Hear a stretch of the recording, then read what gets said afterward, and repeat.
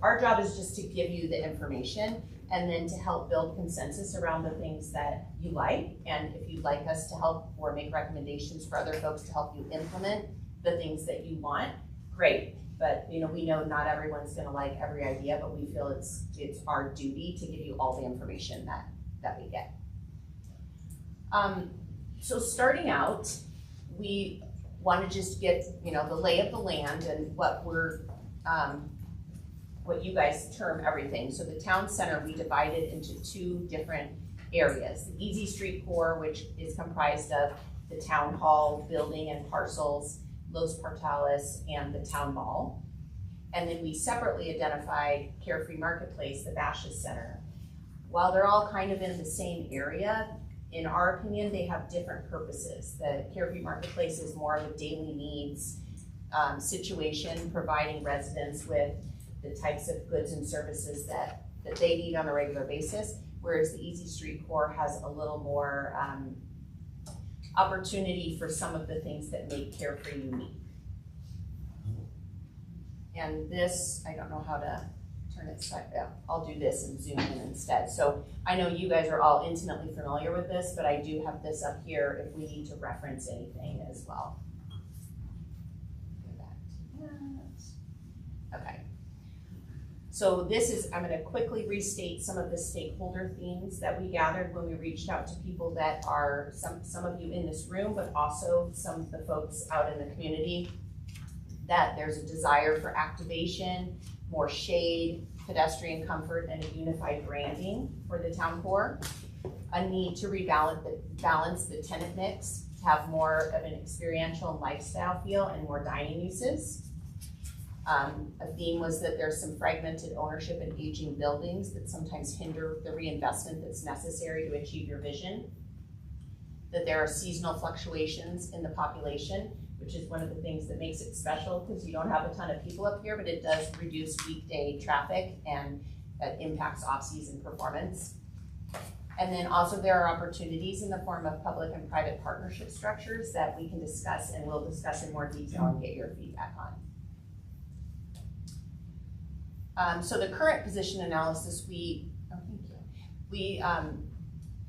kind of compared and contrasted the Carefree Town Center with 4 different areas and opportunities, I guess I would say. So the North Scottsdale Lifestyle Centers, these are the kind of make up the competitive environment.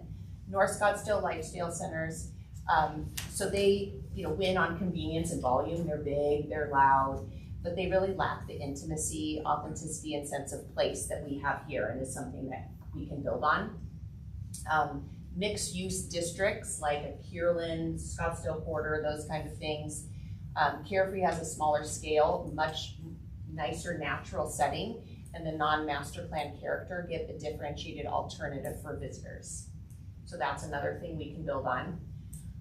Regional dining and entertainment destinations that might be competing for dollars. The environment here is well suited to patio-oriented, experience-driven dining niche rather than the high-energy nightlife that you might find in like an Old Town Scottsdale, and I know is not necessarily what you guys want. And then boutique hospitality markets. So there's definitely a comparable character and setting here, but we don't really have an anchor. There is Savannah, and that can be built on, but there's an opportunity for another anchor like that to really set Carefree apart, and that would be a catalyst to be able to attract more of the retail that you guys are wanting. And so where we fit today is kind of what I just talked about. You've got the Easy Street core, that's the pedestrian heart of Carefree with those 3 different areas that I mentioned. And we really think that there's a coordinated repositioning opportunity for the town hall parcels, the town mall, and Los Portales. Doesn't mean that all these things need to be done in a day, but when we look at those things, and we're going to get into them in more detail, I think there are some opportunities there to help get you further towards your vision. And perceived market position, I'm going to skip to this, sorry, I don't want to skip to that. We're going to talk about that in a little more detail down further along, but there's more detail in here that talks about what tenants are looking for, what investors are looking for, what developers are looking for. Plus you've got visitors and you've got your residents. And so sometimes the focus is, and I hear this all over, not just here in Carefree, but the focus is, well, I would like to have this kind of tenant, right? And so what we dug into a little more deeply was, in order to get that tenant, you need to have a developer willing to take on the risk to bring them here and take on the financial risk. You need to have investors willing to give their money. And that is built on the tenant also feeling like they're gonna get enough foot traffic. So there are a whole bunch of things that play into it, and we'll talk in a little more detail about what Carefree as the town itself can do, what message needs to be sent to those different groups to help them be even more excited about the opportunities. And some of our interpretation of this current position is that there is some market demand, but the current product doesn't really match the expectations, right? That's why you guys started this whole process. And there's interest from some groups, but the economics don't pencil. They're maybe not able to attract capital, not because there's not an opportunity, but because there are other opportunities that make more financial sense. There's a vision, and we're gonna talk about some implementation tools today. And then there are opportunities, more opportunities for investment once we get new ownership. Not saying the existing owners are a problem, just saying as there are opportunities for new ownership in certain parcels, that's gonna help bring more opportunity for some of the things that you want. I'm gonna turn it over to Amy, who's been sitting patiently. Hi, sorry I was late, came straight from the scene of a car accident. I told them about your sleuthing skills. And yeah, hitting around, but we got the video. So much prefer to be here sitting with all of you guys talking about down Carefree. So this is a nice landing spot for me. So Heather, I think, laid it out. There's some constraints with the existing market, and I mean, obviously, I think everybody in this room is aware of it. But I think what we kind of really were brought in is, so what is the optimal opportunities? If you could take what's great about here and grow those opportunities, I think a question I asked many people when I interviewed you, if you could wave your magic wand, what would you like to see accomplished here? So what we really want to talk about, I think, and what this can become is that connection between everyone waving a magic wand and between what some real tactical strategic opportunities are and what we would recommend is some potential phasing for those opportunities to basically optimize the position of the town to create some really great long-term investment.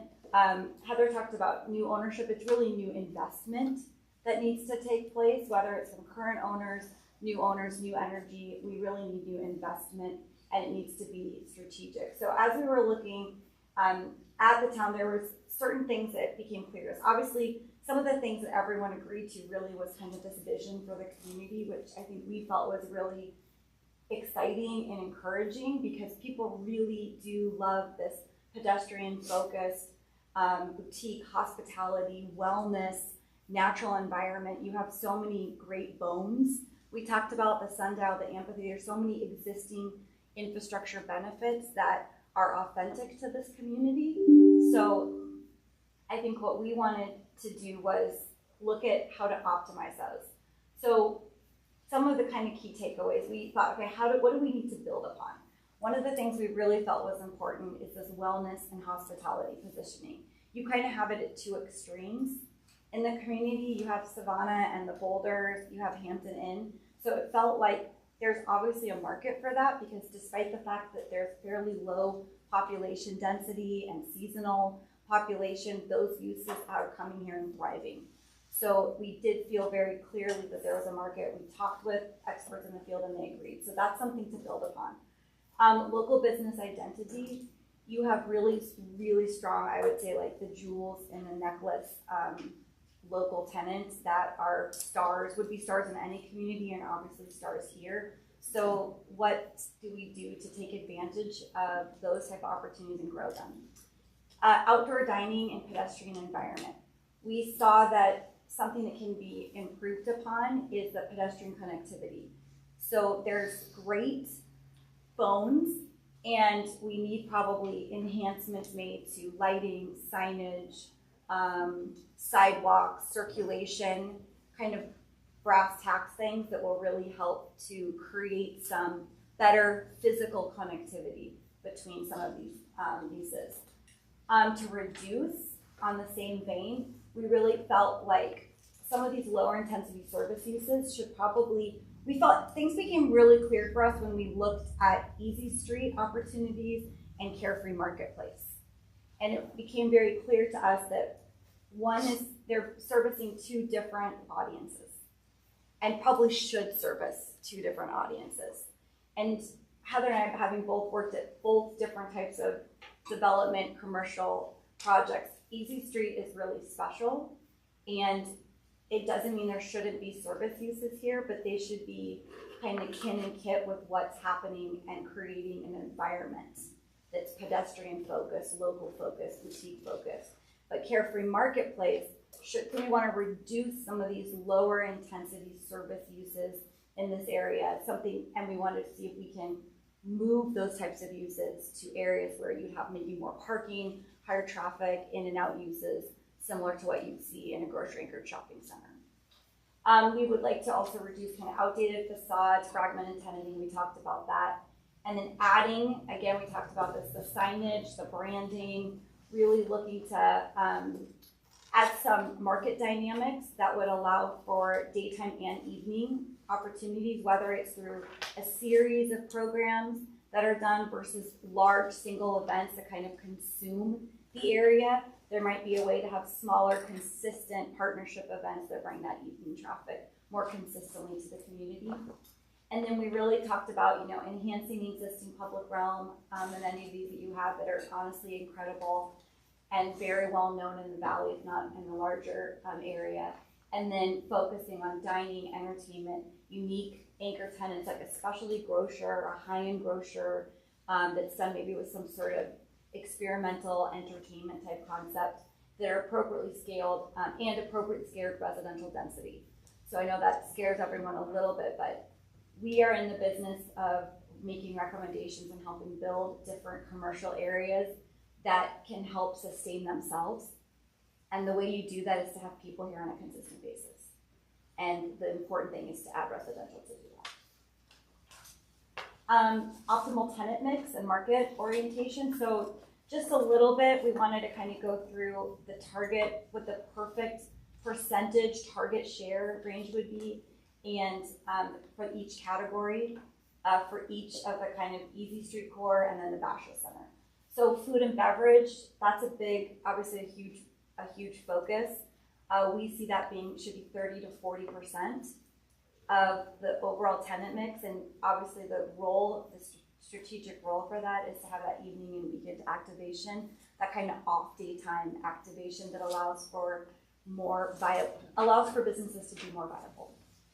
We always say when you have employment, you end up having great daytime traffic, which allows for unique lunch spots to be stable over time. So what we're trying to do is think, okay, what other areas of the day can we activate to add some market share here? Specialty retail, we would look to 20 to 30% of that. There's some really, really special, unique retailers here. That's a tough market. You have to have great retailers to do that with great merchandising and great branding. But we have some thoughts on how to help support that effort going forward, and obviously that group identifies strong tourist appeal. Wellness, you already have it. It's your environment. This is a bespoke wellness environment in the town of Carefree and the existing environment. So it's the environment dictates that you focus on that type of opportunity and attract that type of tenant and that type of customer. Entertainment, hospitality. So this is 10 to 20%. And a lot of this depends on if you can get a great anchor that creates some energy and some dynamic interplay with tourists coming into the market and with people existing in the market, then you don't necessarily need a bunch of it. You can have one strong anchor kind of lead the charge. So that's why I think there's a little more flexibility in that range. And obviously that's a cultural and economic impact.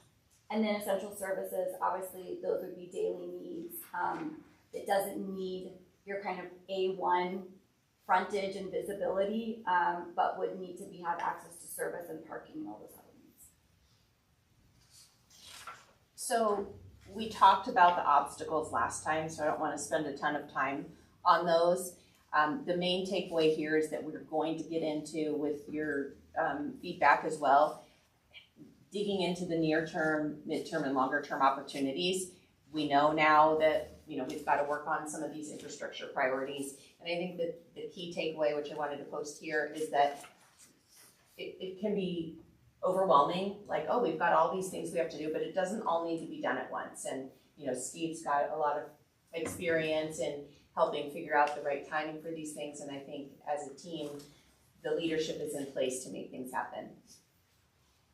So this is what I was alluding to earlier when I was trying to skip slides, but what investors really need to see from the community is, they know it's a small market, but there's a clear point of view, the economics are improving, and the town is willing to lead. And just taking this step of digging into this complex issue is already a clear sign of that.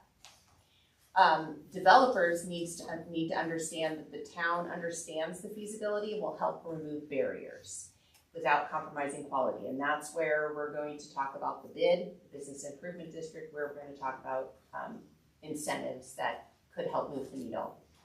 Visitors already feel, in my opinion, that it's special when they come here, right?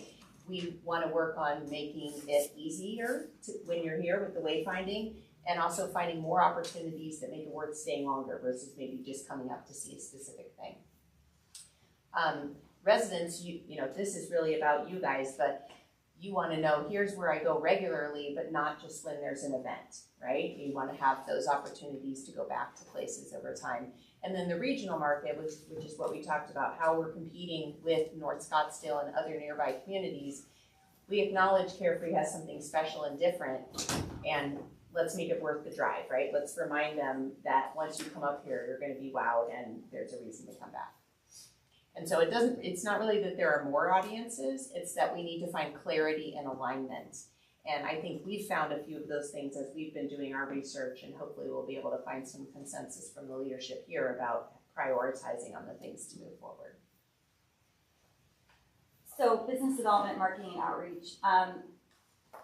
This is interesting because there's a lot of different approaches we can take here, and we really want to kind of crystallize what would make sense in the short term, medium, and long term, just to have this be a little more digestible. So the short term priorities for the next 0 to 24 months, we really think it's important to target tenant recruitment. That's one thing we heard from everybody that we spoke with, and I would say everybody, all the external stakeholders in the development community, really figure out and target what type of tenants you want and which location you want them. There's opportunities here, and this is what Heather was alluding to a little bit with a bid or enhanced municipal services district to allow for improvements and upgrades to the public realm and to storefronts. And that needs to be done in really a combination of public-private sector engagement. So there's potential opportunity to do some wayfinding pilots. You guys did a large signage program. We know you've got a wayfinding program kind of in the works to help enhance signage and direction. We would just want to make sure that marries with what is the best business approach and tenant approach, and aligns with what the public wants to see for access, and then what would help, I think, herald and shine the tenants to the best of their abilities. Consistent activation and programming, and then launch of branding. So one of the things was people really agreed on a vision, but there was a lot of confusion on who the audience was for that, how to sell that information, how to get that information out. So this feels like a low-hanging fruit opportunity to really set yourself up to do that tenant attraction. Medium term, 2 to 5 years, this is where once you kind of set some foundational stones in the first portion, you're able then to really create some development partners. One of the things that we found when we've done research just in our 20 plus years of commercial and retail development is you really don't see major investment and redevelopment happen in communities until you have really strong public sector investment and the public sector willing to lead on that investment, and new private ownership and investment. So it's the combination of those two factors. And I think that's one thing that we would say, the fact that we're sitting here today, that we've been asked to do this work, I mean, that shows obviously the care and commitment of the leadership of this community, which is incredible, from both the public and private. So that's going to allow you to find a development partner much more easily than otherwise. Incentivizing priority uses, we talked a lot about that. I think that goes without saying. Redevelopment planning and de-risking. So some stuff can be done more easily than others in some of the redevelopment suggestions that we make. You know, some buildings can't be torn down or relocated or moved as easily as we may want to if we have the ability to wave our magic wand.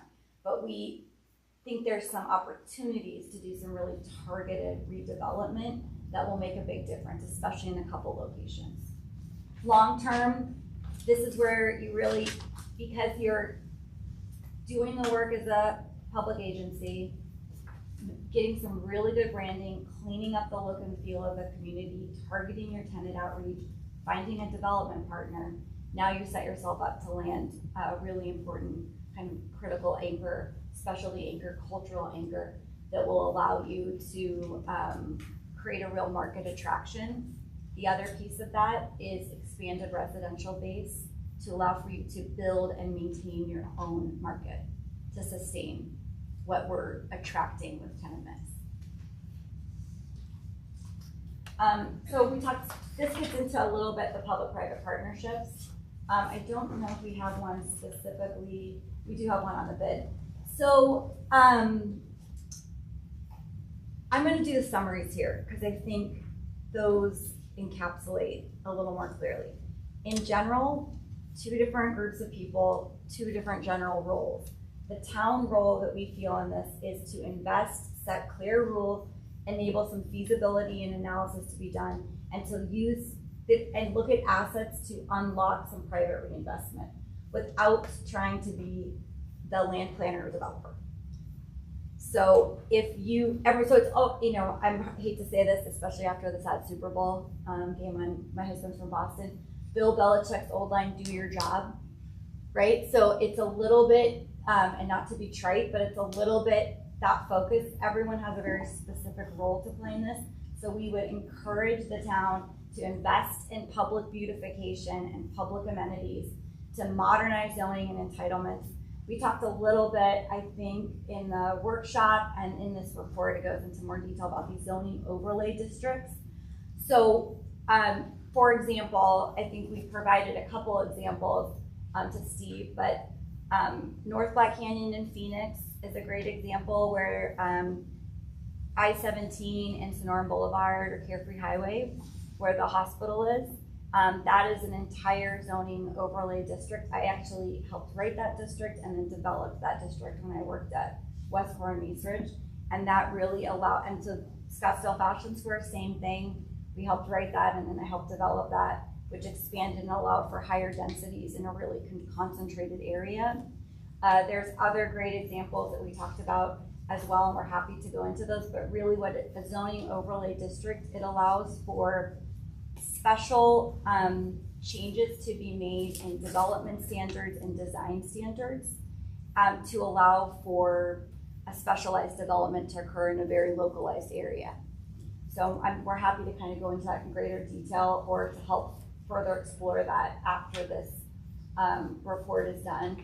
But the idea of that is you can reduce setbacks, you can increase landscaping. There are trade-offs that the city gets to encourage development to occur of a certain type in an area. So if you want to have higher densities localized and protect some views in other areas, that's a project that we did for our Superstition Vistas, for example, for zoning overlay.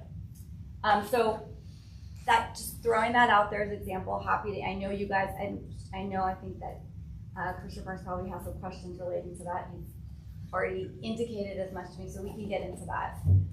Some private sector responsibilities, reinvest in buildings and frontages. So, and I think we're going to get into one of these private sector on the next page too. I think what we're looking to do, curate tenants intentionally. I had a couple of really good conversations. I think Councilmember Roth was one of them, where we really talked strategically about the responsibility of businesses and tenants to kind of take care of their own front door and what can be done collectively to greater than the sum of your parts to encourage brand, really create opportunities for more people to come and be attracted to events, commingled events. You don't have tea, you have bourbon tasting at the art gallery or whatever it is. Kind of expand on some of those private relationships that'll be important. And then support activation experience, kind of take a long-term stewardship view. So, I mean, many of the tenants do that, but it's really important that to invest today is to really garner a lot of opportunity in the future, and we need to kind of have that be the mentality. So the bids. These are also, and I'm not going to bore everyone with the Arizona State revised statutes except potentially Chair Burns, but specifically these are part of the improvement districts in Arizona revised statutes that allow Section 48 that allows specifically for these different business improvement districts or enhanced municipal services districts to be created.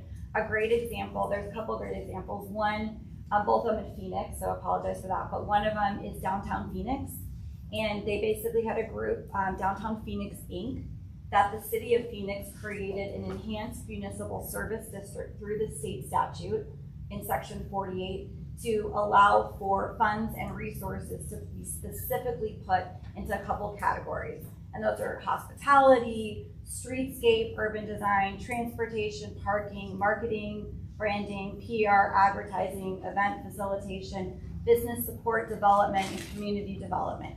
That all feels very appropriate for the town and what you guys do on a daily basis.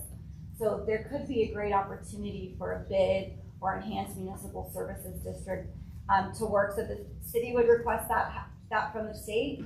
It would be designated, and then basically in Phoenix's case, they brought on Downtown Phoenix Inc., which is a private, I think it's a nonprofit actually, maybe. It's a group that then helps facilitate, they have stewards, ambassadors, and they help facilitate all of these services in downtown Phoenix. Another example of a really successful business improvement district is Roosevelt Row in Phoenix, where Greg Esser basically petitioned the city to try and get this special artist zoning on a specific area on Roosevelt Road. And they branded it and they created some really great opportunities to clean it up, because a lot of it was in disrepair, to create better pedestrian circulation and connectivity, and to really signage, brand, market, and sell the crap out of it. And it's been so successful that the artists that they built it for, they're almost can't afford to live there because the rents and the increase so much. So you have to, be mindful of that balance. But those are just a couple opportunities. And what we think through these Carefree can gain, there's an opportunity for some consistency. So it's not just, hey, let's launch a branding exercise, and then that branding exercise happens and it lasts for a period of time. But if you create a district and a service and there's funds and an organization helping manage that, then there's consistent efforts over time. And we're not left to just hope that somebody who's a current tenant can lead an effort to do something. We have a consistent group, and all the tenants can be participants in that and have a voice in that, which I think is really important.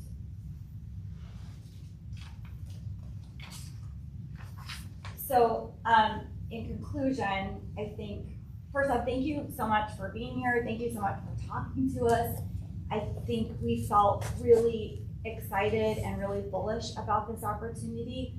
And when we were able to talk to external stakeholders in the development community, we could feel that we were getting people excited too, because this community cares so deeply about taking advantage of this. And I think what we really feel is there's these three kind of co-equal catalyst sites in the community, with the town hall, with Los Portales, and the town mall, just in this easy street. And each of those has huge capacity to be developed independently from others, and there's unique differences we would recommend for the development of those and the redevelopment. But we think that focusing on those versus focusing on everything, taking a targeted focus on those 3 areas of Easy Street will really allow some long-term opportunities to happen and some more sustainability to happen. So we worry a little bit that if the focus does not happen on these areas, the Carefree will be overlooked and Carefree will be passed by. So we are hopeful and excited that these opportunities present themselves and feel really strongly that this would create a great situation for the town. And we're happy to go into any, I know you guys probably have questions and you've seen our report. Well, and that's where I thought, restating some of the things that we think will really move the needle. I'm sorry, I'm gonna stand up for a minute because I'm getting blinded. One eye by the light. But I think these bullet points are things that we can now talk about as a group and get some more feedback on. I think starting with advancing these 3 sites, let's talk about that. We understand some of them have more obstacles to redevelopment than others, but what are your thoughts when we bring up those 3 sites and some of the opportunities you discussed in the report? I think Los Portales is the most important. Okay. 18,200 square feet, center of town. It's an iconic building. People think about it. Mm-hmm. The consignment store, the post office has a new lease, so they're not going anywhere. I know, that's one of my, I like the opportunity, but it's for sure one of the bigger challenges. Yeah. And probably last, town hall. Los Portales is built. It's got a history that's positive. A lot of character. A lot of character. There's someone interested in it. It's a great opportunity. What you were talking about, an anchor. That's what we need in an anchor. So I would think that would be prioritized. I think the rest of downtown, the post office building is a little separate. It's a little cement looking. It's not as attractive or interesting. What we're calling town hall. Yeah. Yeah. I would agree called with that. The post office. Yeah, building. okay, that's fine. Yeah. So, and the numbers for town hall, we have to sell it, we have to relocate. It's gonna take 3 to 5 years to generate the 159,000 a year. That's 5 million plus. That's a small percentage of the restaurants in the state of Arizona that do that number. They certainly don't do it in this area. So I think before you get a restaurant here that would invest the money to do the building, it would first have to elevate everything else. What is the square footage? You're saying 30 to 40% restaurants. We already have Black Mountain, Keeler's, Pizza Cotta venues in the tea room. So what percentage are they to our downtown right now? Yeah, that's a good question. I do not know. That's a great question. Yeah, because are we going to more restaurants to get to the 30, 40%? Well, and I think we're thinking the optimal, once whatever is built, gets built, 30 to 40% of that. Not, taking away from what's here or saying what's here now needs to have a bunch more, because maybe it is close to that when we can definitely get with Steve to. Well, you're also talking about doing residential down on page 31. You say we need to, the intent is to add a critical mass of residents to support walkability, dining, etc. The View has done nothing. They were added, but then on the next page, the goal is a better experience, not more people. So one negates the other. Yeah, we probably could have worded that differently. I think that, like, when you mentioned Roosevelt Row, for instance, and the bid that went in, another thing that obviously happened there is, downtown and specifically in a lot of Roosevelt Row, they quadrupled the population. That would be a little tough to do here without compromising the community that you've created. But there probably are some opportunities to add some people that improve or increase is more the word I'm looking for, the population base. And what I'm hearing you say is we've got probably the lowest hanging fruit is Los Portales for a few reasons. and some of the other, and a lot of obstacles with the post office building. But Some I opportunities. I don't agree that Les Portalis is the lowest. Okay, yeah, that's where I was gonna go, I is, really let's see think what that others the say. lowest hanging property is Right. town hall, because we control town hall. We do not control Las Portalis. You Okay. know, to me, that is the key to anything redevelopment here. If it were up to me, I would move the town offices wherever. I know you suggested 11, I don't know whether that's possible. I would move them out, I'd level that building, I'd close the street, and I'd put out to the developers, I got a pad-ready, acre-and-a-quarter spot on Cave Creek Road. That's more important, I think. That's our key. We can control that. We can't control Los Well, Portales. and I think what you're both saying is right, because, you know, Los Portales maybe is more immediately actionable in terms of bringing new tenants.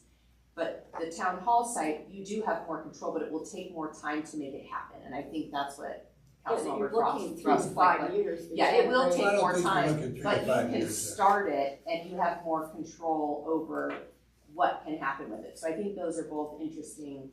Well, the interesting thing observations. about it is, though, is we have no control over Los Portales. Zero. Yeah. We have an uncooperative individual there, so how are we gonna make him cooperative? Yeah, that is Whereas definitely a challenge. And I don't know if you feel free to jump in as well too. So I know you're more intimately familiar with some of these things, but yeah, there are some challenges with the ownership.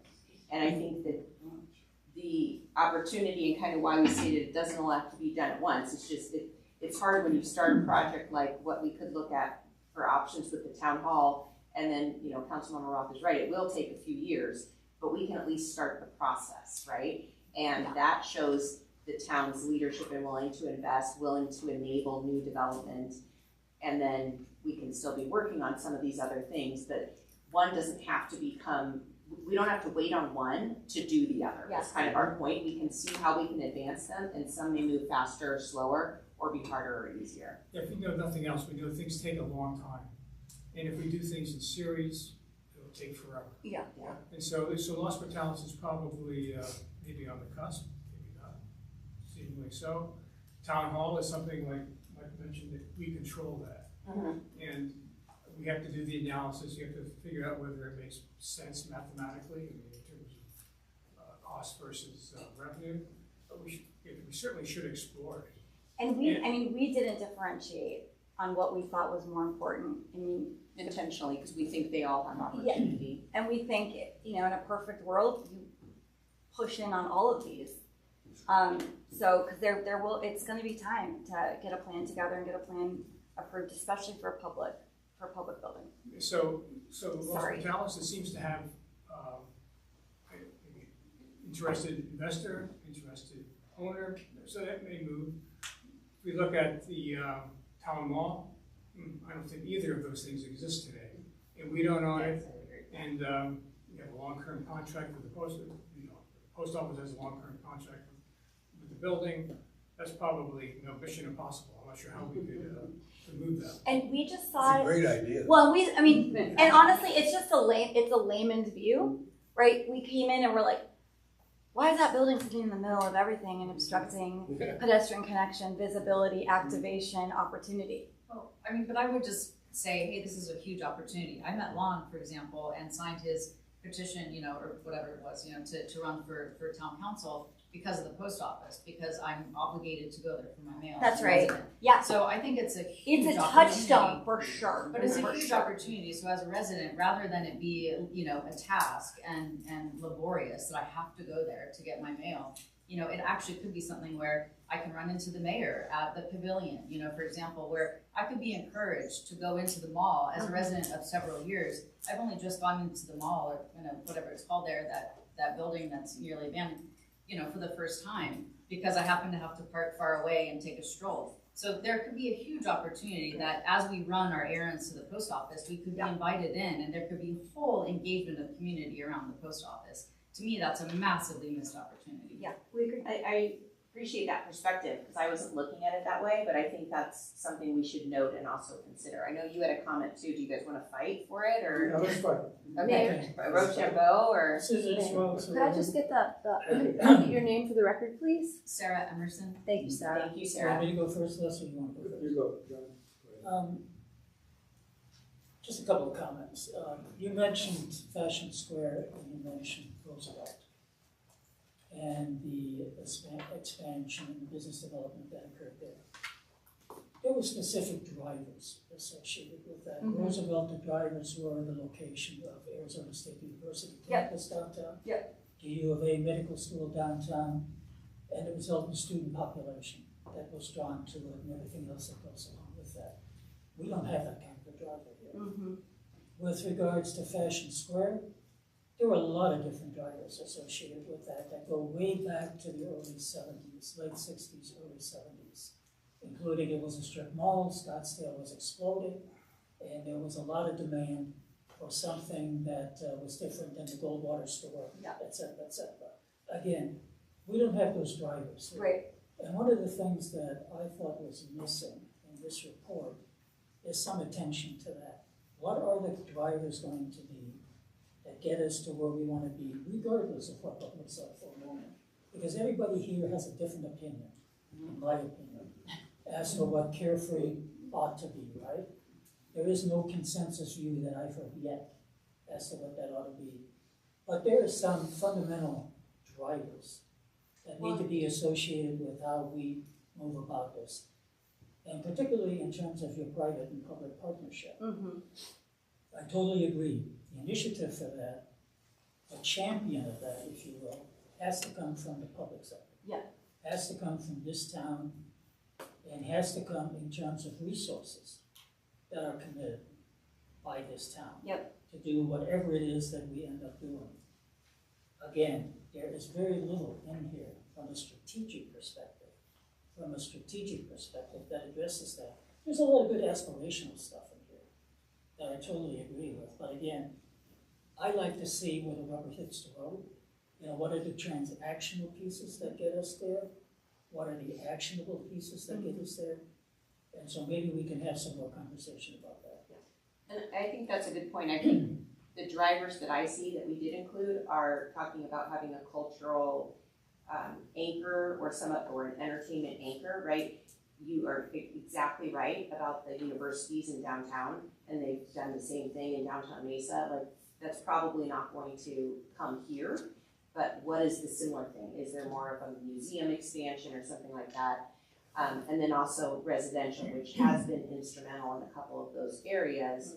And so that's kind of why we layered those on, but I appreciate that, and I want to get to Commissioner Harmon I as think well. if we think about what we can do immediately, what the town can do immediately, is to make the parking lot that Town Hall sits on a beautiful entry parking lot. You think of what a passenger in a car coming up Cave Creek and has never been to Carefree before, but they're going to Carefree.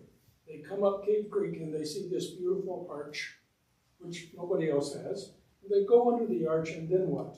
Well, there's a beautiful parking lot that's beautifully landscaped with vegetation and signage. Oh, that's the parking lot where I'm going to park, and that building down there, we blow out the sides and open it up so it's light, and that becomes a visitor center. People go in there and they get oriented, and then they go to something that's unique, which is they go and they look at the sundial, and they start walking around the desert garden, and then they go into all the shops. So we have the sundial, the garden, the desert garden, the curve of Easy Street, which is very unusual shops, and we have a way to bring all of that together so it becomes a sort of a consistent, unified flow for someone who is coming into the town. We know that this town is chaotic with all these little side streets and people going how do you go in, how do you get out? Well, we need to think of the arch, and that parking lot as the key for people to where they get out of their cars and then they go and start walking around carefully. A landing And I pad, so think to that's speak. an easy one to do. We own it. The only question is, we gotta find a place for staff to go somewhere else. But I don't know whether we can do that within a year. To have it beautifully landscaped, beautiful signage, so that now people know that's where you go when you come into town. And you're talking about setting the stage and the entry Yeah. in a way that reflects kind of how the town shows up, It's sort right? of like So, a dramatic entrance into the town. So, but touched on one of the things, and this is one of the things I know we've talked about in regard to interest to me is looking at who our target market is, right? And so I think for a long time, we've always played upon the idea that we're gonna bring somebody here for the first time, right? That's always been the thing. We're trying to just grab as many people in. And it's more of that tourist destination, but it doesn't really lend itself to somebody coming here and coming back. And one of the things I read in the report that really hit me was the idea of really making sure that we can capitalize in and around the people who live here. So are they really coming to see the sundial, or is that something that we have that's a nice thing? But at the end of the day, we want somebody who comes here every other week, or they're constantly coming here, they have money, they're spending money. And that's where I kind of saw this was like, how do we make that jump from where we're top heavy on tourism, and that just becomes a component, which is kind of what I think you guys touched on a little earlier when we start looking at what that mix looks like. Well, and I think what we were talking about too a little bit is you want to move from large event kind of programming to more consistent activation, because that's gonna, so there seems to be, and this happens when communities grow up a little bit and evolve and mature, that you want to make that pivot. I also wanted to tell Councilman Roth, I just want to talk a little bit, the residential discrepancy. We don't want a lot of people here, we just want the right type of residential. So I think in the report, the idea of like, it should be qualitative, every kind of the lens through which I think we see all the development opportunities here. We're not saying build a bunch of multifamily residential and dump a bunch of people in. We're saying create some really important residential nodes and allow for heightened connectivity for bikes, pedestrians, to the right type of tenant mix. There's no doubt residential is a captive audience.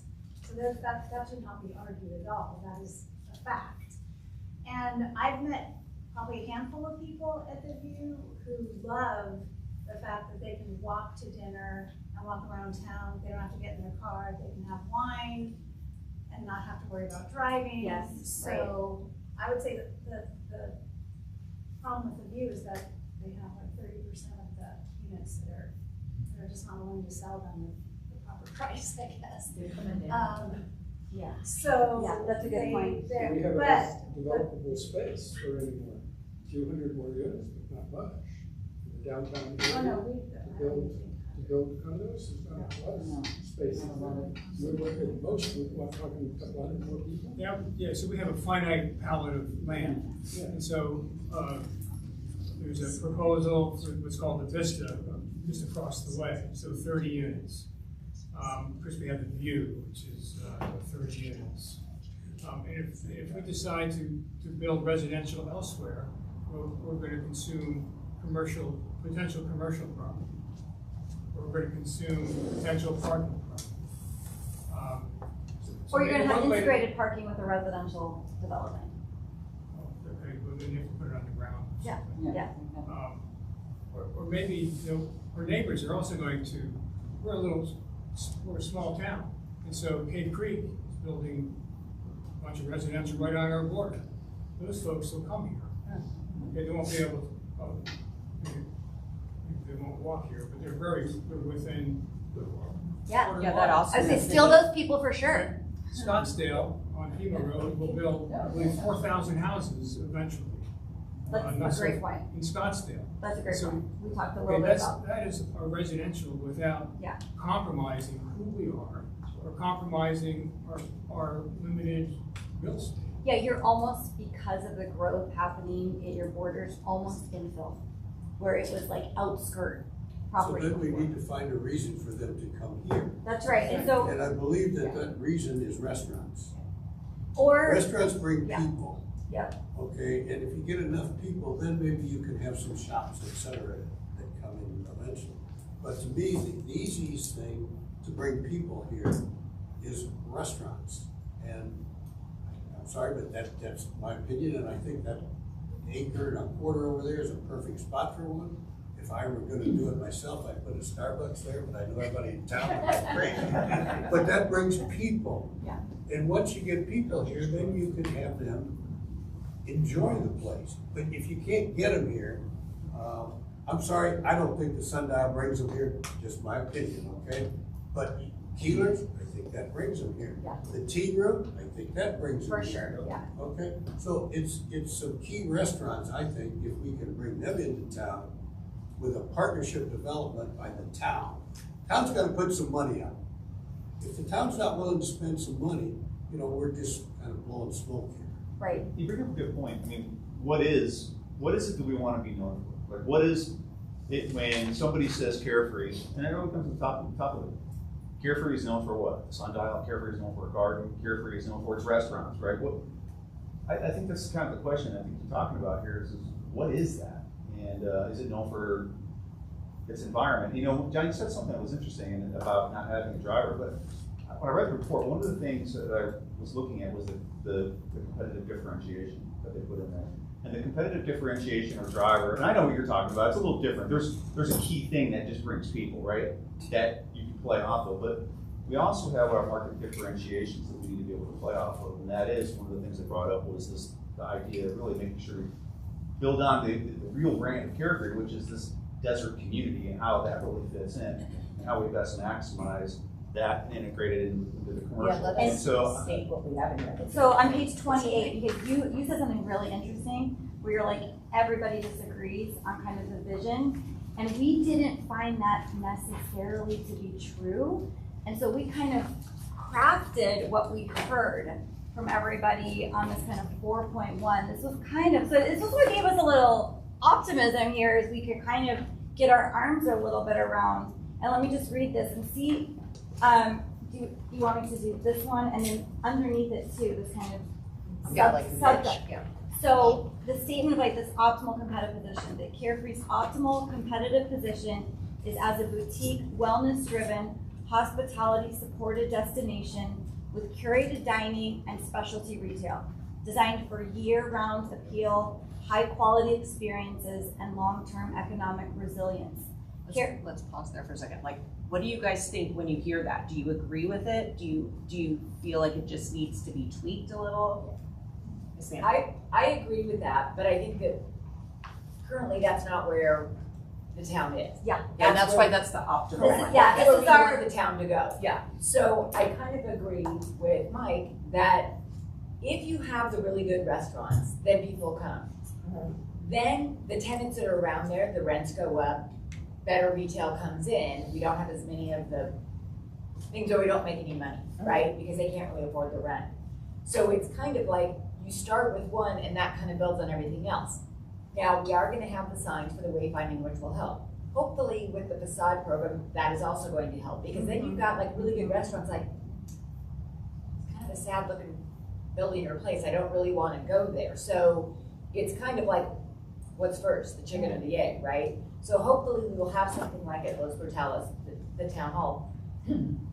But these things all need to kind of move, not at the same time, but kind of in a somewhat logical order. Yep. But it isn't always that, because maybe that building's ready and that one's not. So, okay, let's go jump over here and let's work on that. Like the mayor was saying, we have to work on different things at the same time. And little by little, if our facades start to look a little better, if our gardens start to look a little better, if we start making these little improvements, then you're like, oh, maybe I would like a little business right there. Or, you know what I mean? And so I agree with this, but we just have to be making those steps to get there. Yeah, but you know, one thing, Mike's 100% right about the restaurants. Yeah. I agree with that. And you know, when you started off talking about leveling town hall and all that, economic development, and I've said this since day one, is sales. And we're selling people the idea they want to be in. Why do they want to be here? Why do they want to open a nice restaurant? When Preston's left North Scott said, where were we? Why didn't we jump all over them and say, let's get here? We got a spot for you. We'll tear down town hall. We'll give you whatever you want. We got to sell And then we can do all those things, but we gotta sell it first, and that's what I've been saying. Economic development is sales. We have to sell Carefree, sell them to be here, sell them to come up here. One of the other points you can bring up about, come up to Carefree and cool off in the summer, it's 10 degrees cooler. I didn't hear that anything. People tell me that all the time, they wanna get out of the valley, it's cooler. I won't use that, that's part of it too, so. But the other thing is, on the base of this, what we're talking about is identifying the client. That's the most important thing. 51% of household wealth in this country is held by baby boomers, 62 to 80 years old. Our average age here is 69. 70% of disposable income is in that age group. $5 to $6 trillion is held by the baby boomers, and they spend $500 million a year, or $500 billion a year. This is who they have cash to splash. So we have to look and say, that's who lives here. The average age is 69. This is the group with the most money that is spending it wildly. So where are they spending it? Go down to Old Town. I've said this repeatedly. Talk to Poison 10. Look at the restaurant mix there. These are the people who are already here. We want them shopping in our town and dining in our town. That's right. So that's where our focus should be. You've got to identify your client before you open any business. So it's a This lot is our of client.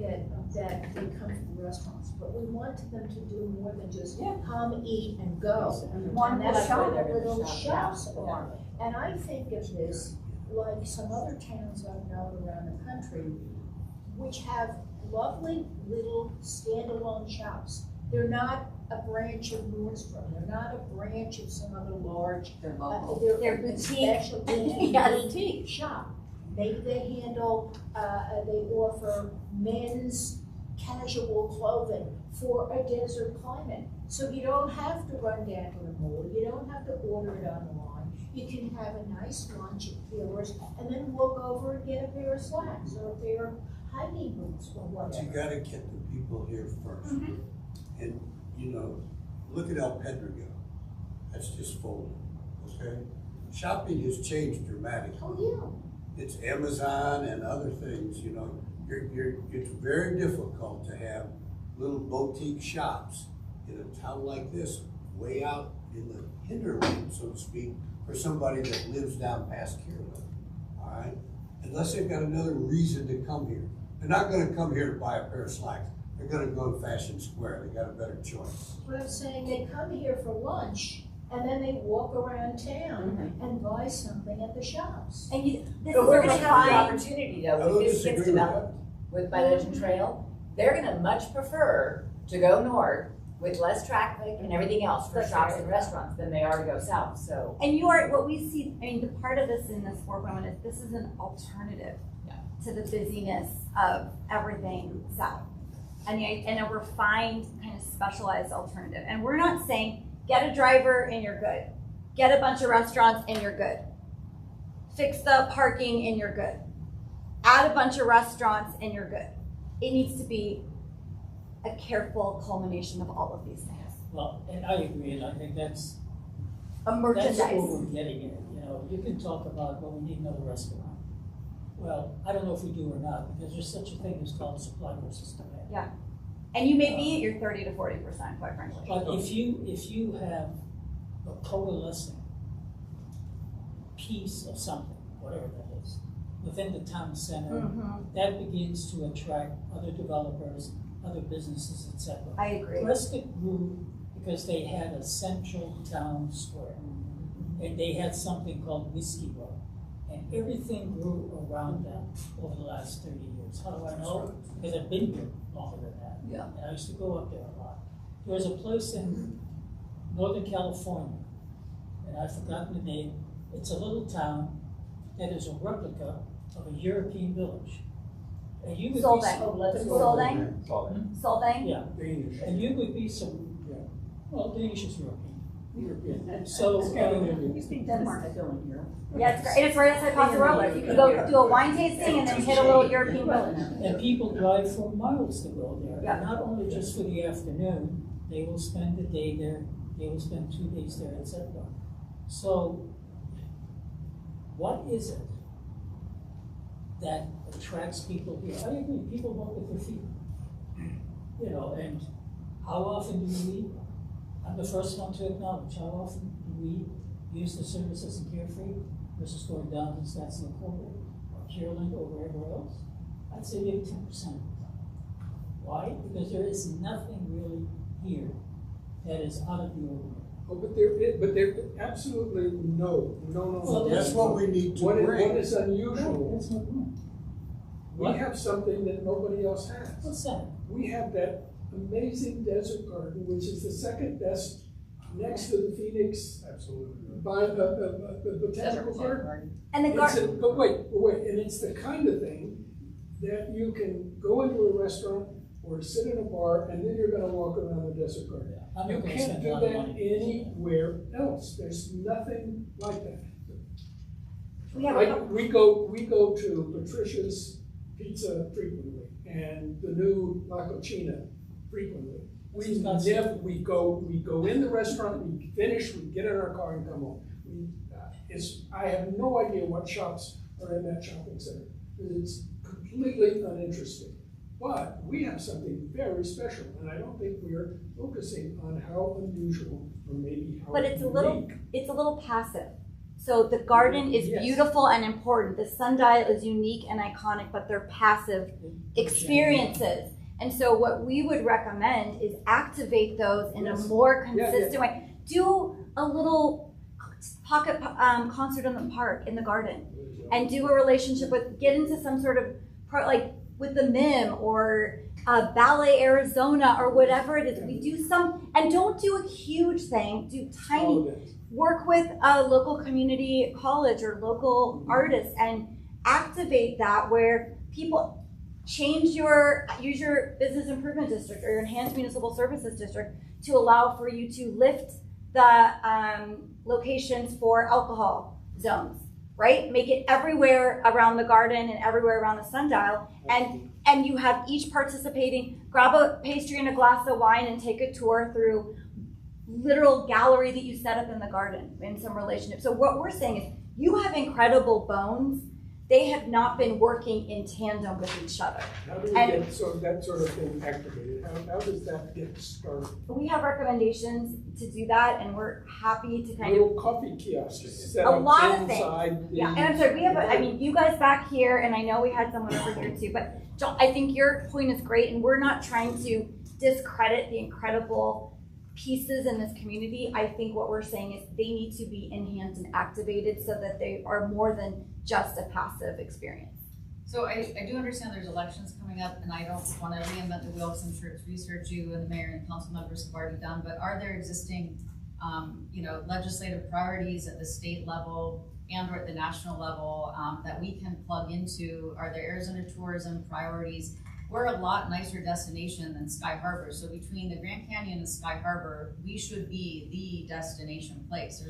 I was just in Sedona yesterday. Tlaquepaque, it's pretty nice to walk around after you go to the pump house for lunch. So we have a lot of those bones here. For sure. So the fact that we're not overrun between Sky Harbor and the Grand Canyon, to me, leaves a lot to question. So I'm wondering again, are there state initiatives, are there international initiatives that can put us on the map, literally, that can drive us, whether it be the Savannah or the Hampton Inn or others, and even if it's sister cities, are there sister cities in Arizona that we can plug into, broader agendas of tourism? Well, there's So national it's a groups question, I like assume that the answer Gilbert. is yes. Gilbert's a great example. I think I've mentioned the Downtown Phoenix Inc.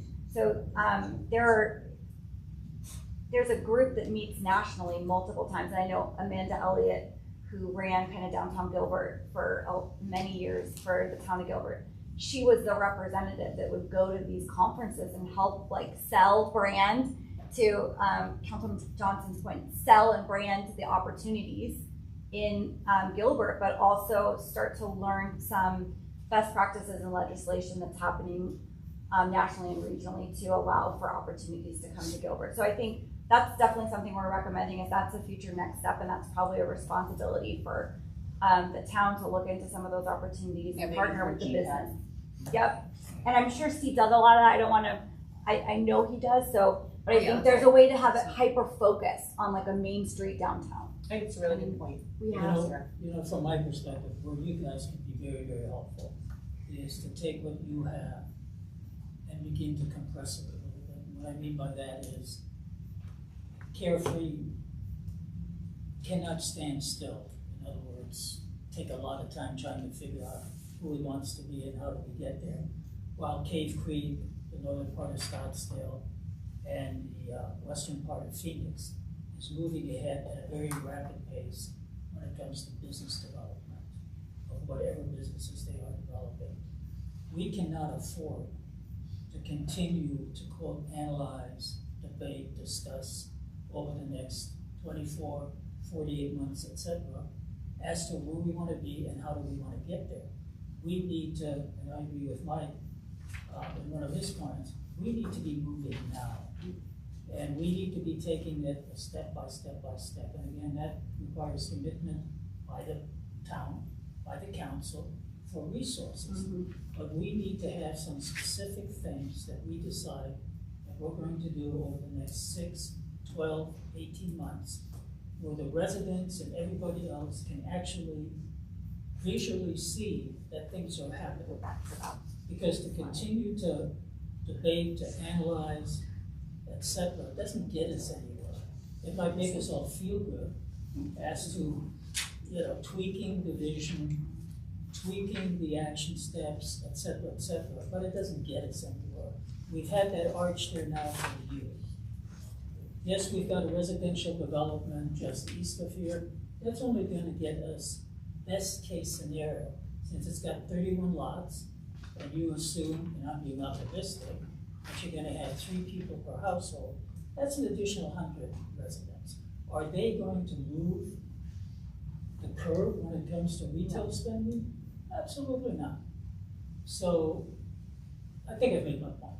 Yeah, But we need to really be helpful. moving ahead. And Time is I went of back to essence. here because on these short-term priorities, go ahead, yeah. Oh, well, so Lon brought up we have to sell ourselves, but the theme I see in here is that in order for us to get kind of like new and better tenants, they don't want to go into older rundown buildings, and then older rundown buildings depress the rents for buildings that are in better shape. Okay, so Yeah. Here we are. We've talked about this poison pen or whatever it's called. We have to get them. We are not ready. We have to do your 0 to 24 months. Yep. And get those buildings in better shape to. Otherwise you're putting lipstick on a somebody pig, so to speak. to come in. Because I don't think we really have the foundation to sell it yet. So we have to get the foundation. To sell what? To sell the town. Oh, the town. So what Lon said. Yeah. But And we're not there yet. I agree with Lon, with what he's saying, and he and I have gone back and forth on this, and I agree with what you're saying, right? And the question becomes down to is what John just said, is that we have limited resources in the town. We have limited talent, we have limited time, we have limited things, but the opportunity is good today. So how is it that we put these 3 things together, right? And what's the best opportunity for us to get focused on the very thing that we have the most control over, to what Mike was saying. And that's why we put some efforts in the things that we have control over to be able to create a foundation for investment to allow us to go then bring the Prestons in, because they're not going to buy the site, right? But they'll rent from a developer more than likely who would buy the site. But if we can bring a Prestons to the table and a developer wants to come to the table, we've just married those 2 things together. Yeah. But we've got to make that decision. That's the direction we want to head. We're comfortable with that. And we pick these things where we know we can make these foundational changes and move forward. But the one question I have for you guys as it relates to this is, we talk about our time is now, but what is in the rest of the world? I mean, if we do these things, is there a market out there for investment that you think that would be like, yeah, this makes sense, I want to be here, right? There's developers in this market that are looking for these niche opportunities for these kinds of projects. Yeah, I think there are some that focus on smaller scale development, which is very clearly what we're all talking about. And I think looking at this slide again and the shorter term priorities, I think looking at an opportunity to make sure that we're unified on the branding is really important, because I'm hearing a lot of really interesting ideas here, but they're not all consistent. So we need to figure out how to find that consensus. And then also the activation and programming. And from my experience, I can't remember if I said this last time I came, so sorry for repeating myself, but I sit on a placemaking council within the Urban Land Institute. It's a national or international group, but we meet twice a year in different cities. We get to tour really cool projects. And one common theme I found is most of them have a person responsible for programming the space. And this is very different than what I saw earlier in my career, because people are wanting to find that experience when they're using space wherever they're going. And so, that may be something, I don't think there's spend right now for a paid position for that, but I think we should figure out how we do that where it's consistent and it's not just ad hoc, because that's where you're gonna get a lot more people here, and combining that with like a, marketing, a slogan, I was writing down carefree is cool because of what you said, but also, Phoenix did theirs a few years ago, Phoenix is hot, and they're like, it's just when I think communities come up with things like that and start beating that, it resonates with people. Okay, I'm gonna jump in. Yes, go, sorry, go, your go. hand raised, yeah. You're up and down. Joe again, well, I own the English Rose Tea Room in Carefree. I also own the building, the 201 building. In 2 weeks' time, the tea room will be celebrating its 24th anniversary for the town of Carefree. That's what I wanted to say. No, not really. So I can speak from personal experience that 24 years ago, when I first came to Carefree, the town looked very different. There was no beautiful desert garden. There really wasn't much happening within the town, and so we had a lot of big festivals to bring people up to the town because people weren't coming to Carefree, they were going to Carefree. And that dynamic has changed, but in the early years, for the first 3 years I was in business, all my neighbours said to me, close for the summer, because nothing happens in Carefree, so close for the summer. So I did. And as Mike or somebody mentioned earlier, absolutely, people go to towns because they want to find somewhere to eat. So I closed for the summer for the first 2 years and came back to 300 messages on my voicemail and figured, well, somebody's hungry. So we stayed open. And as a result of staying open, so did my neighbour next door. Not everybody.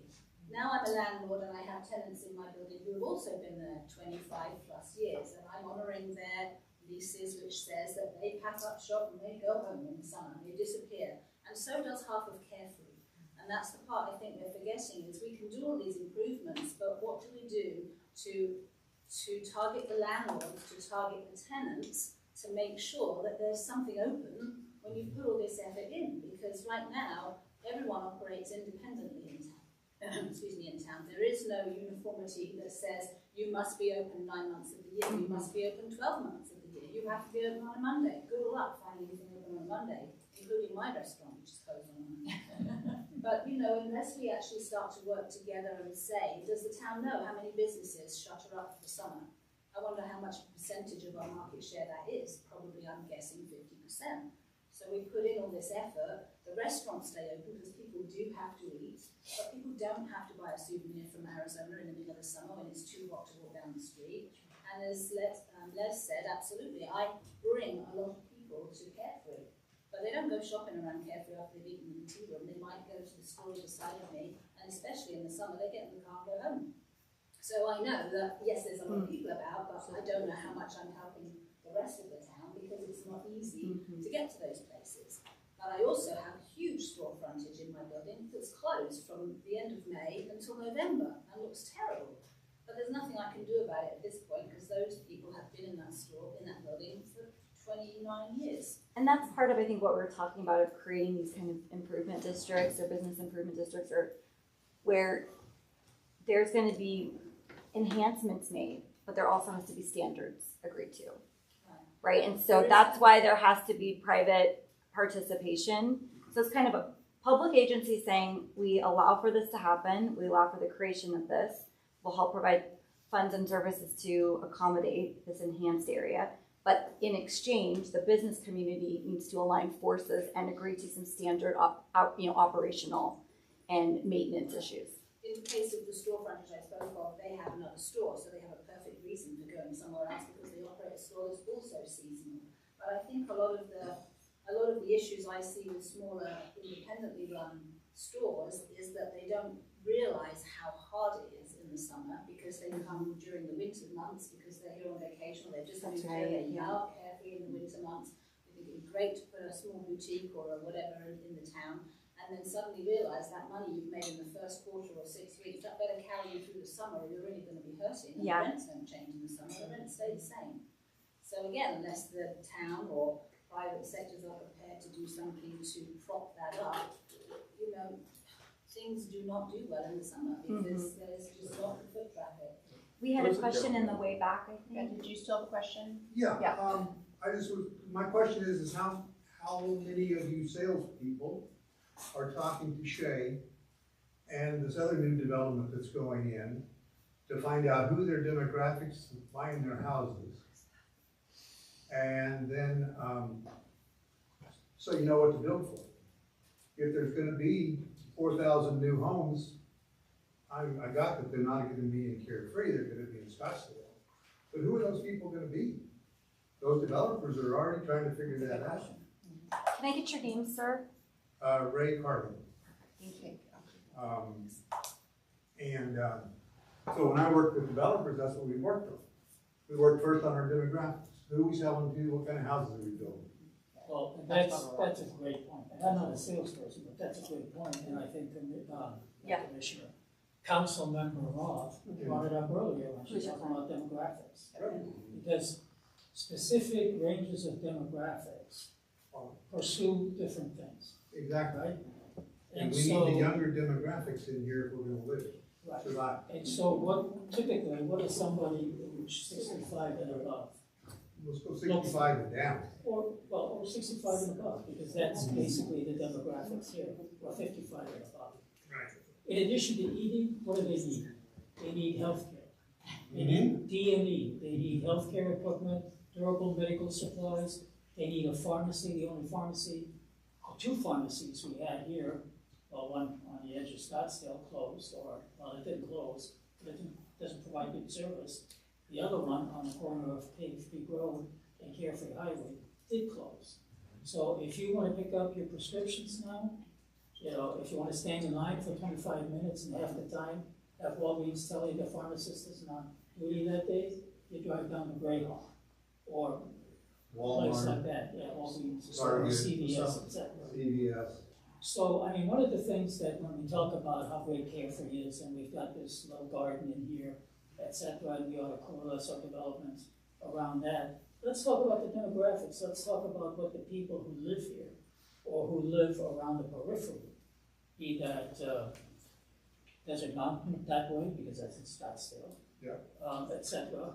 What are they looking for? You know, is it just restaurants? Are they here just to go eat? Obviously not. And so what are the other things that we could potentially do? I think that's one of the most helpful things that this report did for me, at least. It separated Town Center, Easy Street, from Carefree Marketplace. And so now we can talk about what do residents need. Do we need a drugstore? If we need a drugstore, the best place to put a drugstore would be at the Marketplace, not on Easy Street. You know, but now we can focus, what do we need for the demographics that are going to be here on, in terms of day-to-day kinds of things, we need to focus that on Carefree Marketplace. Now we're talking about highly discretionary income, discretionary time. How do we attract the people in the general area here? I mean, you got enough money within 20 miles of here that people would die for. You know, this is well. I know, but this is this is the sweet spot for discretionary income, and your concept of a low, slow pace, easy going. We're not looking for the disco balls anymore. Come on.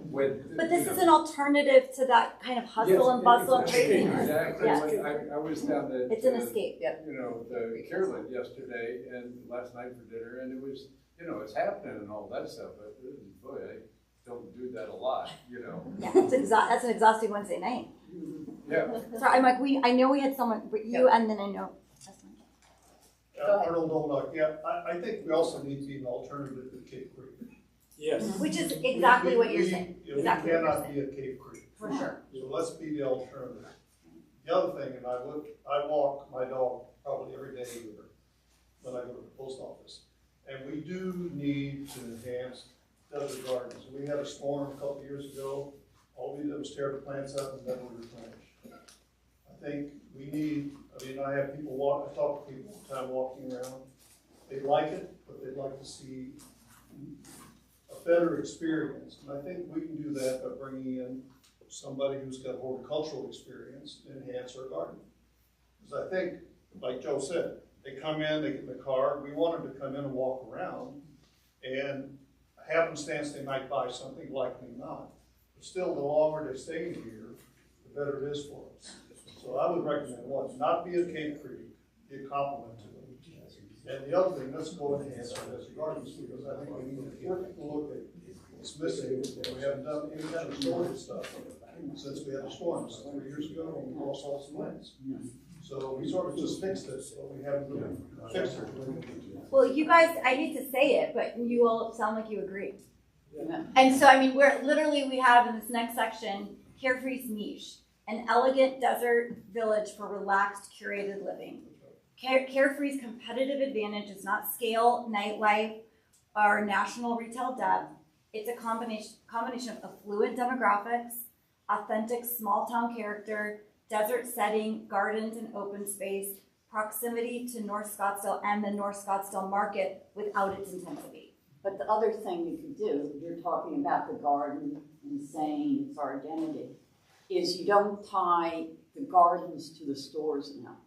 And That's you exactly should. right. If you've got local landscapers, local florists, local, the people that have the giant urns, and did something where you had, from the start to the end, continuity, some type of planting or in an urn. You can let them put a little name tag on it, but you'd have a flow through town. I agree. Where people I love would that see idea. going through. Easy to do and inexpensive because they'll pay to do it, but that gives the town also one of the It's satellite gardens that you're dispersing a little bit. But one of the towns in their renovation, when we were at the League of Cities and Towns, was talking about how they had a building like the town mall that was kind of unattractive in a way. But they had a mural contest, and they ended up getting art students in. They painted murals. They have so many people but it was the start of their renovation. He said, cost us nothing. We became known for it. People came to see it, but the whole building got transported into these wonderful murals that reflected that town. I mean, that would be certainly a wonderful. And now you have your Instagram spot. Exactly. Yeah. And that's what he said. Yeah. Everyone comes, takes their picture there. But there's some blank walls here you could do that with. These are simple, easy to show people, yes, we're investing in improving. That's right. But like I said, tie the gardens. You could have a garden mural, with native plants or whatever. To that point. Okay. Oh, sorry. I want to pick up on what Joe said. And she talked about the weather and how hot it is. It reminds me that some years ago, we went to Australia and walked around in Sydney. The downtown business district in Sydney has had a mandatory shade structure policy in effect since 1875. 1875, every building in the downtown commercial area, the downtown business district, and it's very big, has a hard metal or fabric shade structure to protect the people on the sidewalks. And they're about 12 feet wide. And I know this because when we were discussing the Northeast Corner, I sent you guys some information about that program and suggested that we add that kind of thing to at least to the western side. I could imagine the circle around Easy Street having shade trails like that are over the pavilion, that are maybe extended further out over the curve. And I could also imagine that we did a crisscross of lights from the buildings back and forth all the way down the curve of Easy Street, so at night it would be lit up. I think it could be beautiful. And we Very would recommend, inexpensive. that is a great streetscape and urban design component that could be in like an enhanced municipal service district or a bit, right? So all these little components, the goal is for you guys to not get waylaid, I think, with that, but to say, okay, let's agree on the vision, agree on maybe some critical next steps, some short-term things we can do now for some medium and long-term benefits. And I think, do we have to 6, Steve? I don't want to, okay. Okay, so I just want to make sure we are helping consolidate some of these ideas and help create some direction, so that, because I think you're exactly right. There's enhancements and improvements that need to be made that can reduce heat island effect and create better pedestrian and seasonal opportunities. But I think a lot of those details and then maintaining those enhancements over time need to be done by a real focused group that you guys give to basically say go, and then you don't have to be in the trenches on it. Well, I think the gentleman in the back with the nice beard made a great point. Right. And that is, in addition to talking about carefree as a standalone town, if you will, we also need to be aware and conscious of the neighborhoods around us. That population of whatever it is, 50, 60, 100,000 people that are within a 20-mile radius of the downtown center. Because they travel, a lot of those people travel to Carefree, either to get to Cave Creek, to get to Bartlett Lake, or if they're going down Carefree Highway to get to Lake Pleasant. A lot of those people pull boats, and those boats require stuff, whether it's lifesavers, tie-down lines, whatever you have. And one of the potentials, and we've talked about this before, Lon and I have talked about it, the mayor and I have talked about it, is see if I can never remember whether it's West Marine or Marine West. Let's see if they're interested, and we talked about it in terms of the northeast corner of coming out there. If we're trying to generate revenue from retail operations, there's no better place to generate revenue than a marine place, because their markup is tremendous. I know because we used to own a boat. Yeah. And so, that's just one isolated example. It doesn't get to your point, which is we have to have a blueprint for the entire area. But as we begin to talk about what do we do on a sequential by sequential basis, how do we sell, how do we market, how do we brand, that's certainly an area that we should be looking at. Now, how do we do that? Well, we don't do it by waiting for them to come to us. We do it by us going out and beginning to talk to some of these businesses. And so anyway. We put a good target together. I think you and I, and I'm trying to remember, I think you helped us with it. We put a target of people we thought should go to the northeast corner, or should go to these open places here. And we kind of sat and thought who would fit best in our neck of the woods. And that was one of them, the marina. And then we came up here after. That's a start. Then you just go target them and start talking to them. And if you have clarity on who should go where, and you also, so I think the key is you have to be firm and definitive, right? So if you really want to let this place become what it can be, you don't want to tackle shop probably on Easy Street. So you want to, and maybe you do if it's like something really boutique-y and creative and it has some cool little, I actually went to a really cool tackle shop, and this is a site in Bar Harbor, Maine, and they have an entire little bar, like almost a little, you go around these buoys and then they have like this secret little bar in the back. So that maybe we could do, but I think you need to be very focused and clear so that you have consensus on make sure that not anybody goes anywhere if you're trying to create a focused, curated approach. But how do we keep landlords from signing leases with people that we don't want to be in their spot?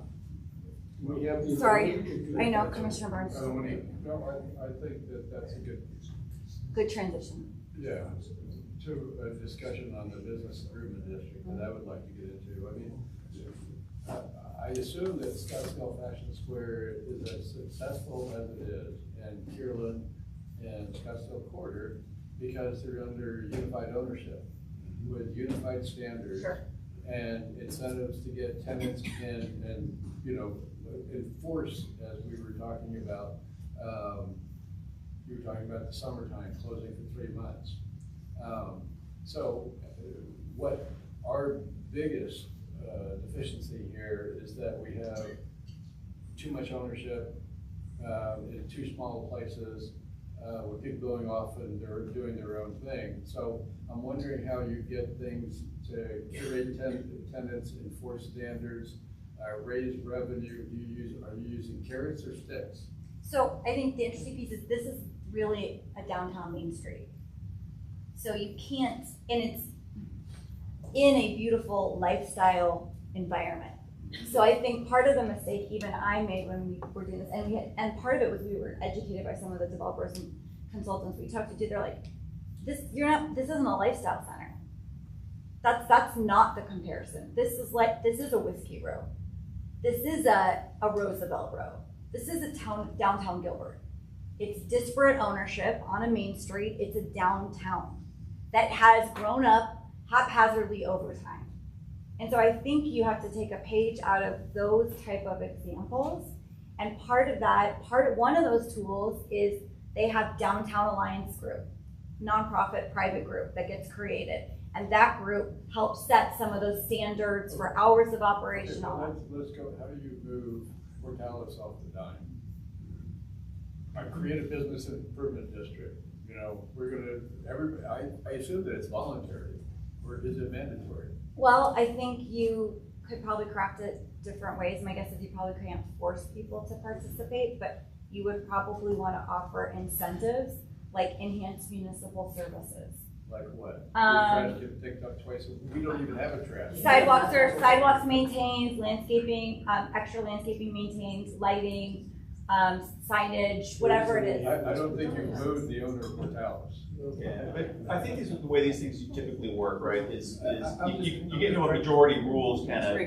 You get into this kind of majority rules. When you look at improvement districts, right? When you create them, the majority is going to push the minority to some level, and what you need is it always works when it always works when you have active property owners who are investing in their properties, who are not getting the returns on investment that they like to see. They're not getting the tenants they like to see because their neighbors aren't doing what they need to do. And so, but you have to, and I think, and that's one of the things I've seen is we're the synergy of ownership we have here. People, look at Joe's now the owner of her building, and she's taking a keen interest now in ownership on Easy. You start with a carrot, but you Right. have a stick, and a stick could be everybody agrees to a very, very specific set of design standards and building maintenance standards, and there's private property maintenance like penalties that go along with that. So Joe decides that she wants to join, and she still has X number of tenants that say, it's May and I'm out of here.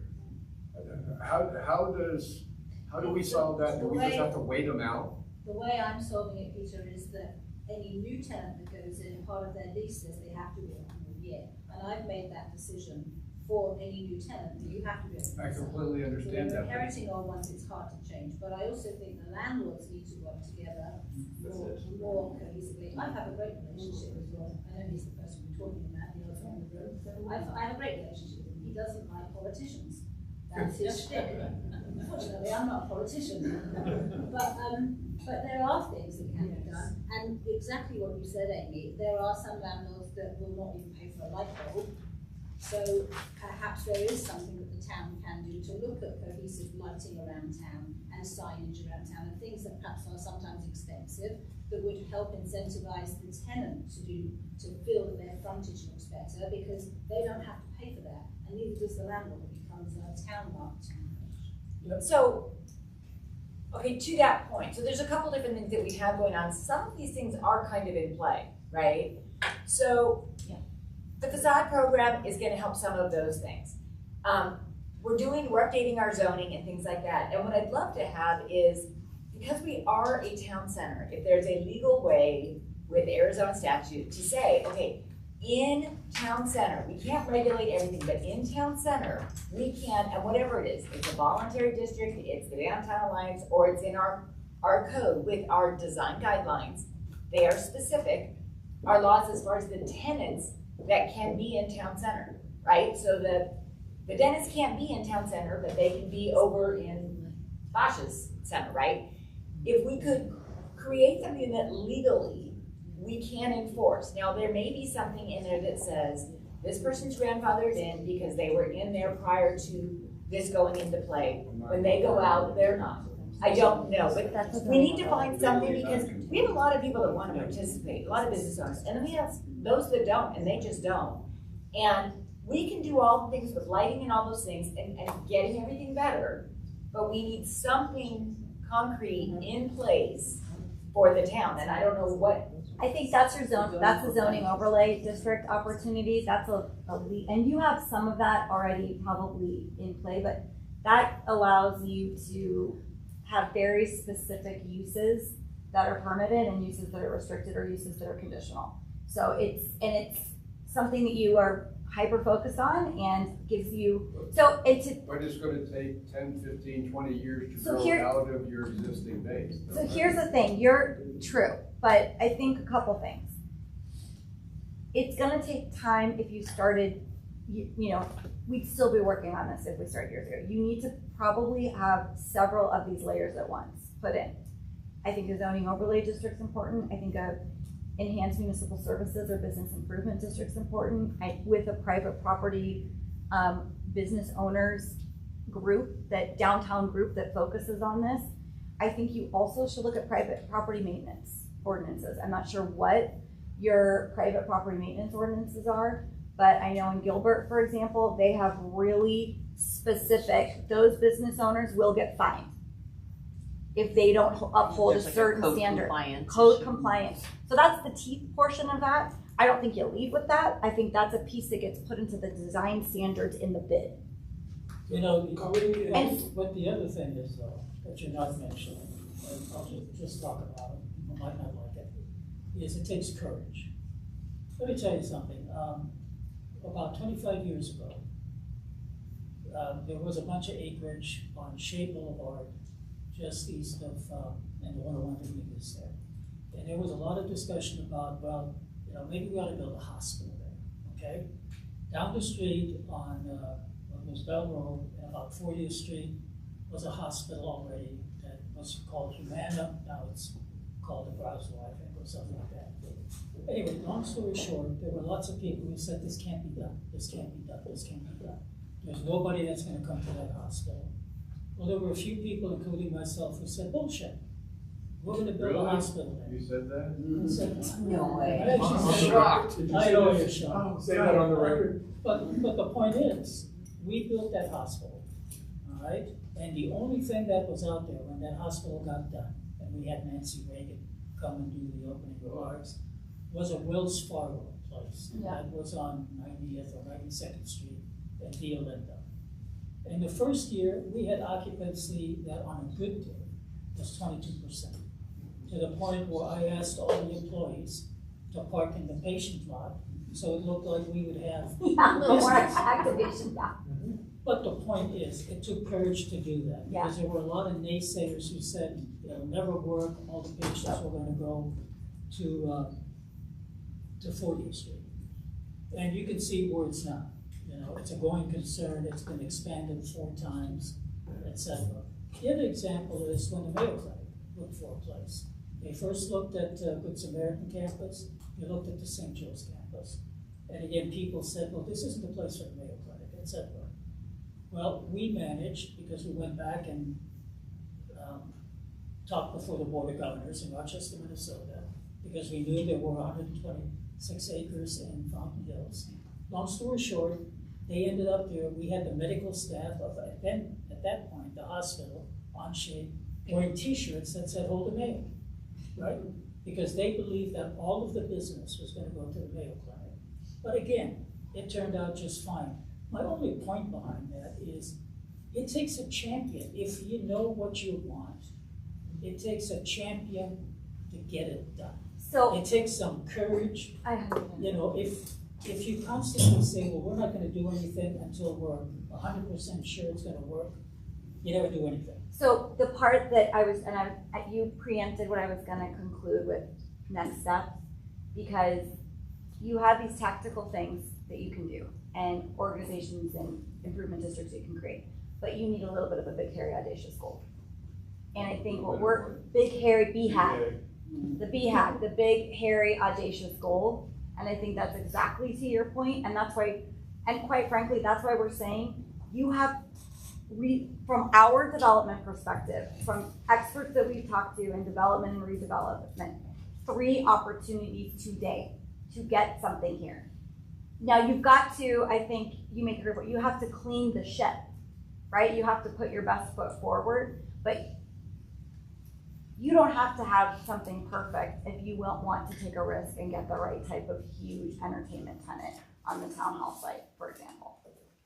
So I think that's exactly right. And we've tried to put that out here, that these are all the things we recommend doing. Some of these are administrative, organizational, public-private partnerships, right, for maintenance and organization and long-term efficacy. But some of these are, and some of these are marketing, branding, coalescing over who your client is. We always used to say at Westport, who's our shopper and who do we want our shopper to be when we're doing a redevelopment? Who's our aspirational client, right? So I think you need to be thinking that piece, and then the last piece is the one that you said, and the one that we have in here is, how can you attract a major catalytic change tenant, entertainment anchor, something here that allows for redevelopment to occur in one of those areas that we specify.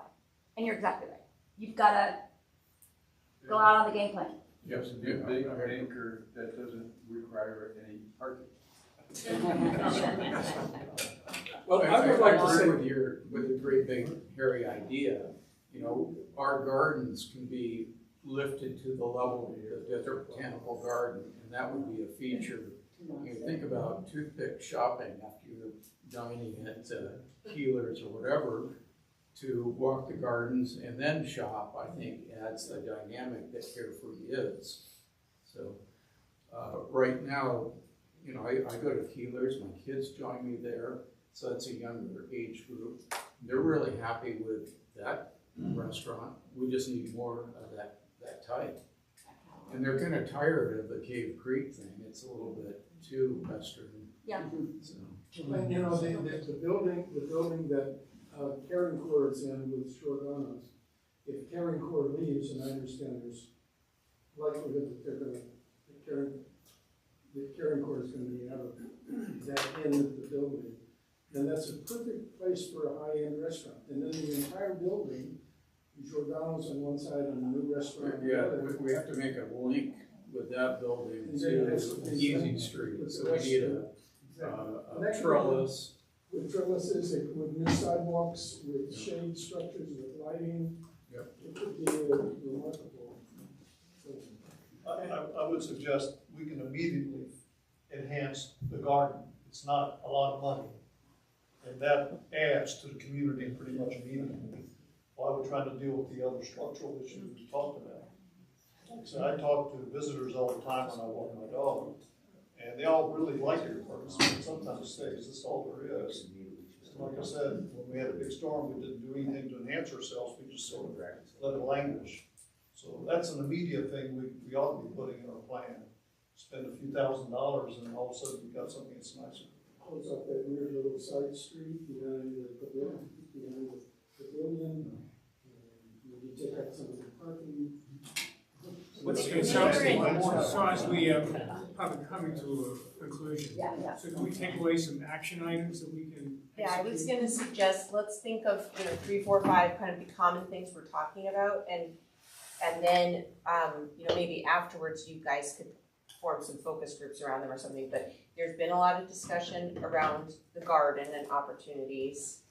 I think with the issues with the tenancy and getting the right tenants, I think it is worthwhile to spend some more time talking about a zoning overlay district or what rules can be put in place at the city level, so that when, you know, new tenants come in, maybe we have a little more control. The town hall parcel development opportunities. Improvements and beautification to town mall, I thought was another Oh, I like great idea. Well, yeah, but the problem is, we don't own it.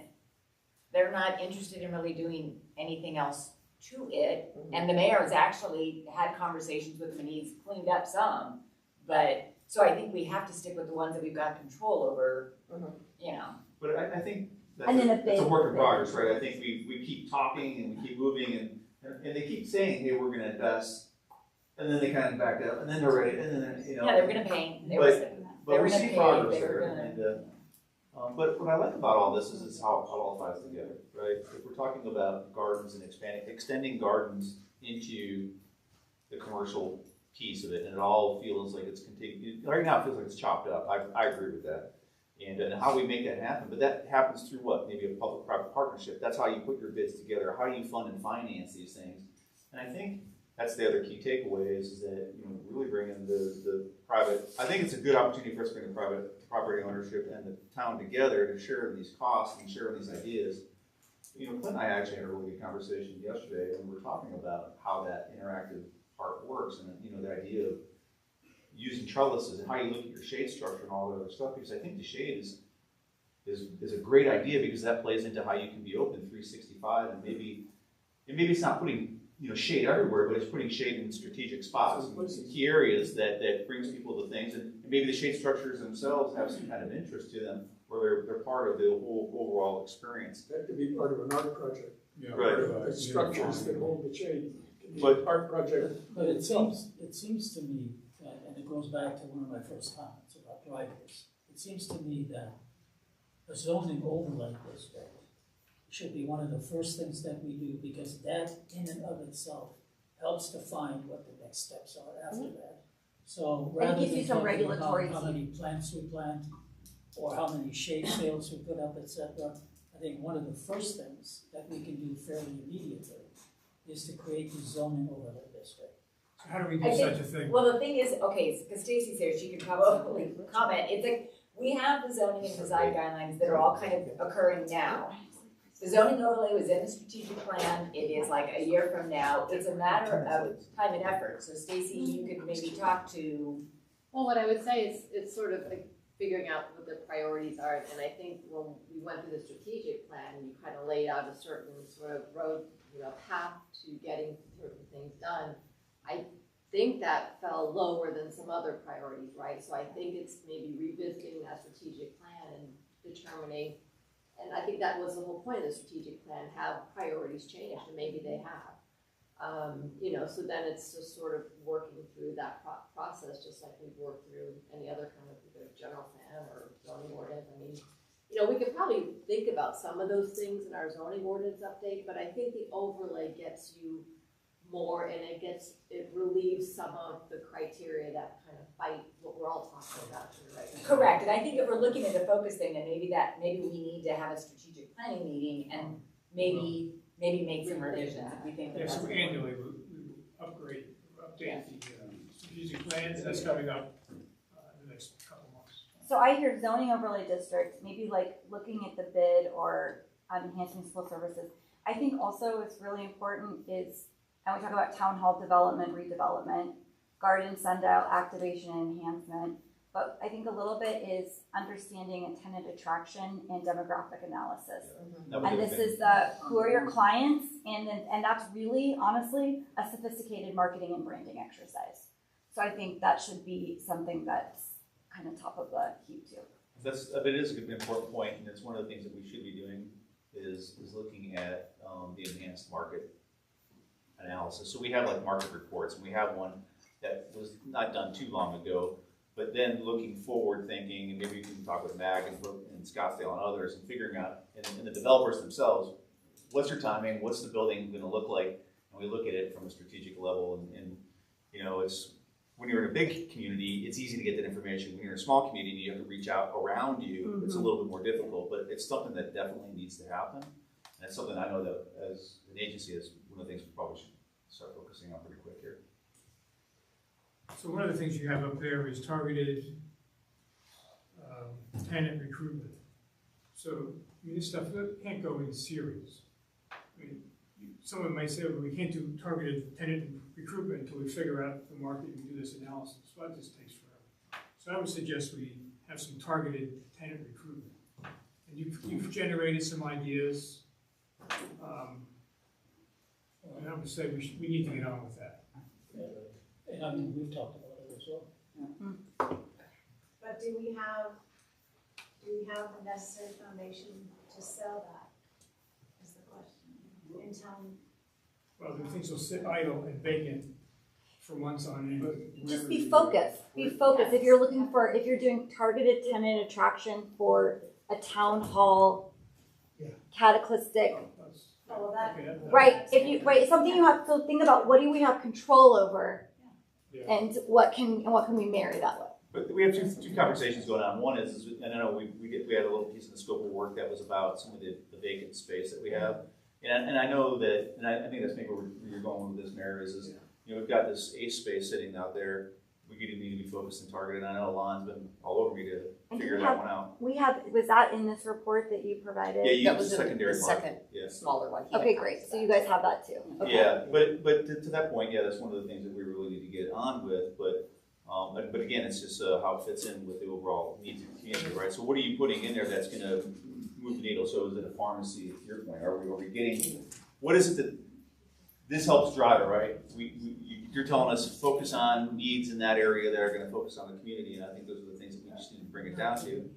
And we had really specific recommendations in that kind of supplemental piece. So hopefully that'll give you some good. Carefree Marketplace space.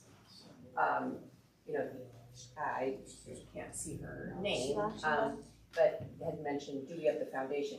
That Carefree Marketplace space doesn't have some of these tenant issues and facade issues and wayfinding issues, and so that one Is ready to go. is a little more near term, that's right? And I something think that marine services idea is interesting. You know, I think it's quite a bit smaller than like a Walgreens or CVS size space, but maybe there's like a local pharmacy, apothecary kind of thing that could. Well, the other thing is, there are pharmacies and there are pharmacies, and what I mean by that, you have your normal pharmacy, like a Walgreens or a CVS, that has the pharmacist, the prescription drugs, but then they have all sorts of aisles. Sell milk and laundry generic stuff. detergent. The other type of pharmacy is what's called a specialty pharmacy. Yeah. And the closest specialty pharmacy around this location is on Tatum Boulevard and Cave Creek Road.